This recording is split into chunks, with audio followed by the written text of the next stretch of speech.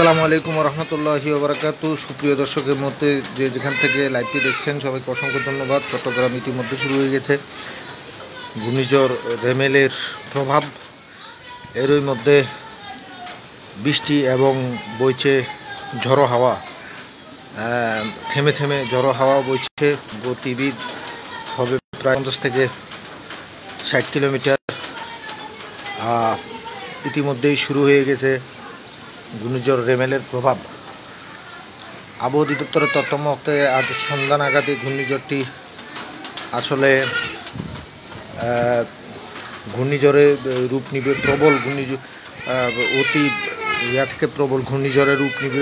এটি আসলে সুন্দরবন, কক্সবাজার সমুদ্র সৈকত সহ যে কয়েকটি সমুদ্র সৈকত আছে সবগুলোতে আঘাত হানতে পারে। অনেকে বলছেন যে এক দশকের মধ্যে সবচেয়ে ভয়ঙ্কর ঘূর্ণিঝড় হতে পারে এটি। তবে চট্টগ্রামে এখন থমথমে পরিবেশ বিরাজ করছে। থেমে থেমে কিছুক্ষণ পর পর ঝড়ো হাওয়া, যেটি তুফানের গতিতে সে ঝড়ো হাওয়া বইছে। এটি কিন্তু একটি অশনি সংকেত চট্টগ্রামের জন্য। আপনারা জানেন যে আমি ইতিমধ্যে নিউজ করেছিলাম চট্টগ্রামে যে সারা বছরের ইনকাম একদিনে শেষ। এই যে যারা উপকূল তীরবর্তী যারা বসবাস করে, এই যে সমুদ্র অঞ্চলে যারা বসবাস করে, তারা কিন্তু জেলেরা, এরা কিন্তু মাছ ধরে আসলে চলে। তো এরা মানে সাগরের পাশেই তারা ঘরবাড়ি করে আসে, বসবাস করে, সেখানে কিন্তু তারা থাকে। প্রতি বছর ওই ঘূর্ণিঝড় এসে তাদের ঘরবাড়িগুলো একদম উপড়ে নিয়ে ফেলে, ধ্বংস করে দেয় সে ঘরবাড়িগুলো। আবার তারা বছরে 11 মাস তারা কষ্ট করে আবার সেই ঘর। এখন কিন্তু দেখছেন গুড়ি গুড়ি বৃষ্টি পড়ছে। বৃষ্টির তীব্রতাটা কিন্তু এখন হালকা বেড়ে গেছে। একটু যদি বাতাসের গতিবিদটা আমি দেখাতে পারতাম, প্রচণ্ড বাতাস। আমি যে জায়গায় আছি এই জায়গায় দাঁড়ানোর মতো, মানে প্রচণ্ড বাতাসে কিন্তু আসলে এখানে দাঁড়ানোর মতো কোনো আসলে কুদরত নেই, এই অবস্থা। তো আমি যেটা বলছিলাম, চট্টগ্রাম কিন্তু ঘূর্ণিঝড় প্রবল একটা এরিয়া। এখানে প্রতি বছরই ঘূর্ণিঝড়ে আঘাত এনে শত শত ঘরবাড়ি, উপকূলবর্তী যে ঘরবাড়িগুলো আছে সেগুলো কিন্তু বিধ্বস্ত করে দেয়। অনেক মানুষ কিন্তু আপনারা জানেন এ ঘরবাড়ি সহায় সম্বল কিন্তু হারায় প্রতি বছর ঘূর্ণিঝড়গুলো আসলে। ঠিক তেমনই ঘূর্ণিঝড়ে চট্টগ্রামের যে পাশে যে মাঝিরঘাট আছে, মাঝিরঘাট থেকে শুরু করে এই যে ইলিশ মাছের ঘাট যেটিকে বলে পতেঙ্গা, সেখানে কিন্তু প্রতি বছর ওই ঘূর্ণিঝড় আসলে সাগরের তীরবর্তী মানুষ যারা থাকে তাদের ঘরবাড়িগুলো কিন্তু ঘূর্ণিঝড় আশ্রয় নিয়ে চলে যায়। আমি যদি একটু দেখানোর চেষ্টা করি, এখন একটু থমথমে পরিবেশ। কিছুক্ষণ আগে প্রচণ্ড ঝড়ো হাওয়া বইছিল, এখন একটু থমথমে পরিবেশ। থেমে থেমে মাঝে মাঝে যে ঝড় হাওয়া আসে সেটি কিন্তু রীতিমতো কাঁপিয়ে দেয় গোটা চট্টগ্রামকে। এখন চট্টগ্রামের যে পরিবেশ আছে এটি দেখলেই বোঝা যায় যে হয়তো ভয়ঙ্কর থেকে ভয়ঙ্করতর হতে পারে এই ঘূর্ণিঝড়টি। সেটি আর বলার অপেক্ষা রাখেন। আপনারা ইতিমধ্যে সব কটা চ্যানেলে দেখেছেন, লাইভ দেখেছেন, সব কটা চ্যানেলে লাইভ দেখেছেন যে পুরোপুরি এই ঘূর্ণিঝড় চট্টগ্রামে আঘাত হানতে পারে। সুন্দরবন হতে শুরু করে আঘাত হানতে পারে। চট্টগ্রাম এবং কক্সবাজার সমুদ্র সৈকত থেকে এটি 425 কিলোমিটার দূরে আসলে ঘূর্ণিঝড়টি। এখনও এটি ঘূর্ণিঝড়ের রূপ নেয়নি। আবহাওয়া অধিদপ্তরের তথ্য মতে এটি ঘূর্ণিঝড়ে রূপ নিবে মাগরিব নাগাদ, মানে সন্ধ্যা নাগাদ। রূপ নিলে কিন্তু সেটি 80 থেকে 120 কিলোমিটার বেগে কিন্তু বাতাস বইবে। এই বাতাসটা কিন্তু ঘূর্ণিঝড়ের কারণে যে ঘর বাড়িগুলো আছে, গাছপালা, এগুলো কিন্তু বিধ্বস্ত হয়ে প্রতি বছরই এরকম মানুষ আসলে মারা যাওয়ার ঘটনাগুলো আমরা এই মুহূর্তে যারা লাইভটি দেখছেন সবাইকে শেয়ার করার অনুরোধ করছি। চট্টগ্রামের এই মুহূর্তে কী পরিবেশ সেটা সবাইকে জানানোর জন্য। যারা বিত্তশালী আছেন তারা অবশ্যই আপনারা নিজেদের যে অন্যকে সাহায্য করার যে মন মানসিকতা সেটি এখন উদার হতে হবে। আপনারা পর্যাপ্ত পরিমাণ টাকা, তারপরে শুকনো খাবার এগুলো রাখবেন। ইতিমধ্যে কিন্তু আবহাওয়া অধিদপ্তর থেকে জানানো হয়েছিল তাদের 80,000 ঘূর্ণিঝড় মোকাবেলা তো আসলে করা সম্ভব না। 80,000 আসলে স্বেচ্ছাসেবী এই দুর্যোগ মন্ত্রণালয় যেটা আছে ওখানে কিন্তু 80,000 স্বেচ্ছাসেবী আছে। তারা কিন্তু প্রয়োজনে ঘূর্ণিঝড় প্রবণ বা ঘূর্ণিঝড় যেই সমস্ত এলাকাগুলোকে ক্ষতিগ্রস্ত করবে সেখানে কাজ করবে। ইতিমধ্যে কিন্তু তারা শুকনো খাবার, রুটি, এই যে এখন কিন্তু আবার বৃষ্টির তীব্রতাটা বেড়েছে, বাতাসেরও তীব্রতা বেড়েছে। যারা এই মুহূর্তে লাইভে আছেন সবাইকে অনুরোধ করব দয়া করে লাইভটি শেয়ার করে দিন। এখন কিন্তু প্রচণ্ড বৃষ্টি হচ্ছে চট্টগ্রামে। তো আবহাওয়া অধিদপ্তরের তথ্য মতো এটি মাগরিবের পরে আসলে আমি দাঁড়ানোর মতো একটা জায়গা পাচ্ছি না। একটু যদি দেখানোর চেষ্টা করি, এখন কিন্তু আসরের আজান দিচ্ছে। আবহাওয়া অধিদপ্তরের তথ্য মতো সন্ধ্যা 6টা থেকে 7টার মধ্যে এই ঘূর্ণিঝড়টি, যেটি সমুদ্র বন্দর কক্সবাজার থেকে 425 কিলোমিটার দূরে রয়েছে, সেটি এখনই আস্তে আস্তে অতি প্রবল ঘূর্ণিঝড়ের রূপ নিচ্ছে। কিছুক্ষণের মধ্যে হয়তো আঘাত হানতে পারে প্রচণ্ড ভয়াবহভাবে। সেটির গতিবেগ হতে পারে 100 থেকে 120 কিলোমিটার গতির যে ঝড়ো হাওয়া, সেটি কিন্তু আঘাত হানতে পারে কিন্তু চট্টগ্রামে, এমনটাই আসলে জানিয়েছেন আবহাওয়া অধিদপ্তর। তো আপনারা জানেন চট্টগ্রাম একটি ঘূর্ণিঝড় দুর্যোগপূর্ণ এরিয়া। প্রতি বছর এখানে ঘূর্ণিঝড় আসলে ঘরবাড়ি বিধ্বস্ত থেকে শুরু করে গাছপালা পড়ে অনেক মানুষ হতাহতের ঘটনা পাওয়া যায়। এখন কিন্তু প্রচণ্ড বৃষ্টি হচ্ছে। এখন যেই পরিবেশ, এই পরিবেশ দেখেই অনুমান করা যায় হয়তো ঘূর্ণিঝড়টা কতটা ভয়ঙ্কর হতে পারে। সবাই যে যার জায়গা থেকে দোয়া করবেন, যদি সামর্থ্য থাকে বিত্তশালীরা, তাহলে অসহায়দের পাশে দাঁড়াবেন, এগিয়ে আসবেন, এটা আসলে প্রত্যাশা করে চট্টগ্রামের মানুষ। তো চট্টগ্রামের পরিস্থিতি এই মুহূর্তে খুব বেশি একটা ভালো না। আকাশে মেঘ আসলে জমে আছে, থেমে থেমে কিন্তু ঝড়ো হাওয়াও বইছে, যেটি 50 থেকে 60 কিলোমিটার বেগে কিন্তু আসলে ঝড়ো হাওয়া বইছে। বৃষ্টি গুড়ি গুড়ি বৃষ্টি পড়ছে। বৃষ্টি এটি হালকা থেকে মাঝারি না, এটি মাঝারি বৃষ্টি বলা যেতে পারে এখন। তো বৃষ্টি বইছে। একটু যদি দেখানোর চেষ্টা করি, পরিবেশটা কিন্তু এখন খুবই ভয়ঙ্কর একটা পরিবেশ। আকাশের অবস্থাটা দেখছেন, ভয় লাগতেছে না? আকাশের ভয় লাগতেছে পরিবেশটা দেখে। যারা আছেন কমেন্ট করে জানাবেন। চট্টগ্রামে আমি কিন্তু প্রতি বছরই লাইভ করি, আপনারা জানেন। বিশেষ করে তীরবর্তী যে মানুষগুলো আছে, কর্ণফুলী নদী বা সাগরের পাশে যারা বসবাস করে, এদের তো ভাই আর ঘরবাড়ি নাই।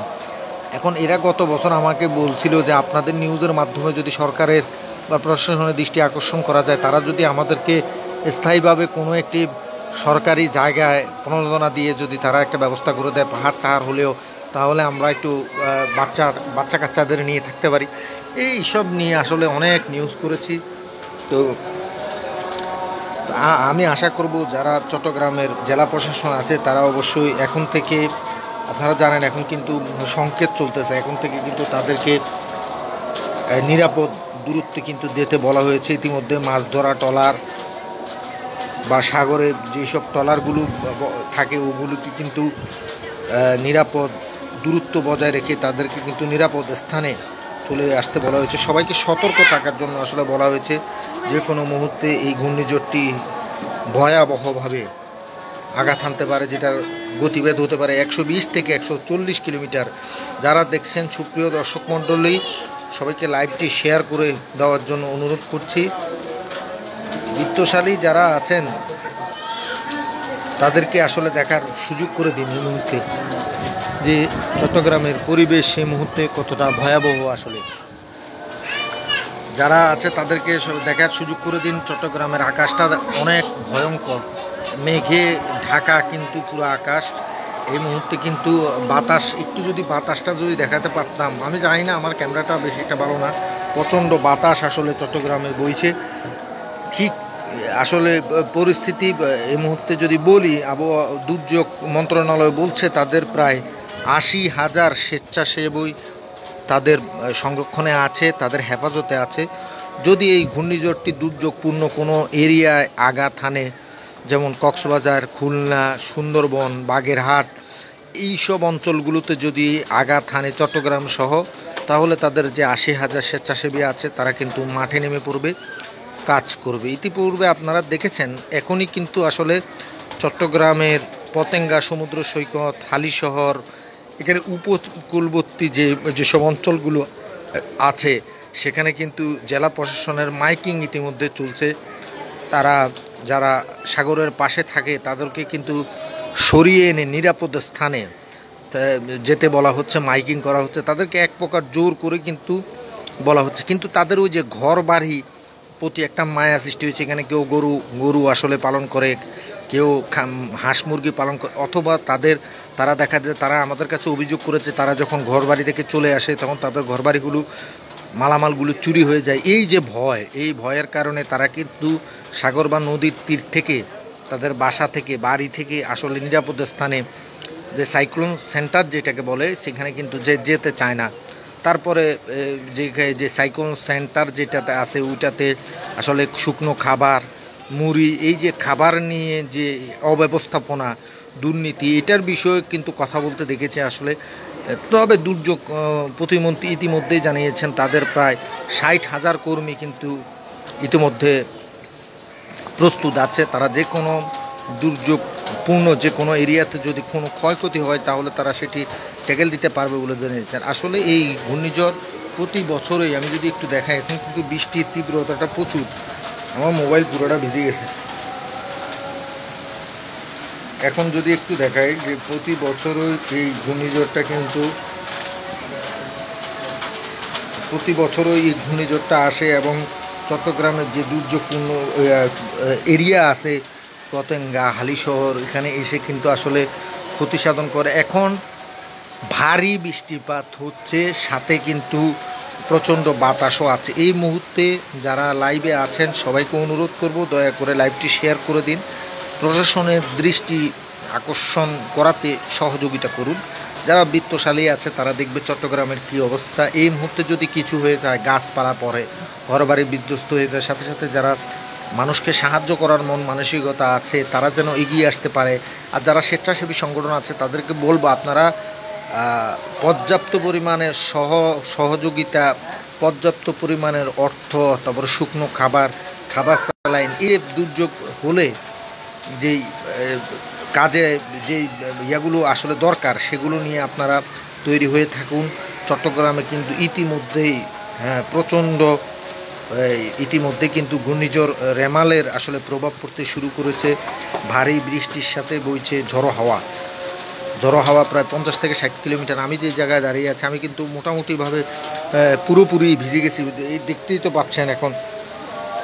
এখন প্রচুর আসলে ঝড়ো হাওয়ার কারণ আমি যদি একটু দেখানোর চেষ্টা করি, যে দেখেন আকাশটা কিন্তু একেবারে ঘন। আমার এই যে ক্যামেরা কিন্তু পুরোপুরিভাবে এই যে একদম হয়ে গেছে পুরোপুরিভাবে, কিন্তু এই ক্যামেরাটা এখন মুছে নিলাম।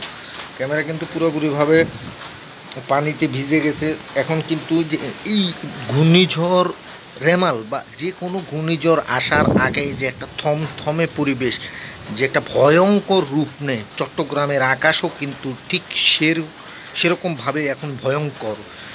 যে এরকম মনে হচ্ছে যে হয়তো আধা ঘন্টা বা 1 ঘন্টা পরেই কিন্তু প্রচণ্ড ঘূর্ণিঝড়, প্রচণ্ড বাতাস, তারপরে সেই জলোচ্ছ্বাস, 5-7 ফুটের যে জলোচ্ছ্বাস আসে ভেসে নিয়ে যাবে, এরকম একটা পরিবেশ। এখন যদি সাগরের অবস্থাটা বলি, সাগর কিন্তু প্রচণ্ড উত্তাল। কিছুক্ষণ আগে দেখলাম যে দৈনিক আজাদি নামক একটা পেজ থেকে যেভাবে লাইভ করা হচ্ছে, সাগরের এখন স্বাভাবিক জোয়ারের চাইতে সেই জোয়ারের উচ্চতাটা এখন প্রায় 2-3 ফুট বেড়ে গেছে। পানিটা এত প্রবল, মানে ঘূর্ণিঝড়ের প্রভাবে সাগর যে এখন উত্তাল সেটি বোঝানোর জন্য কিন্তু লাইভ করা হয়েছিল। এখন গুড়ি বৃষ্টি পড়ছে।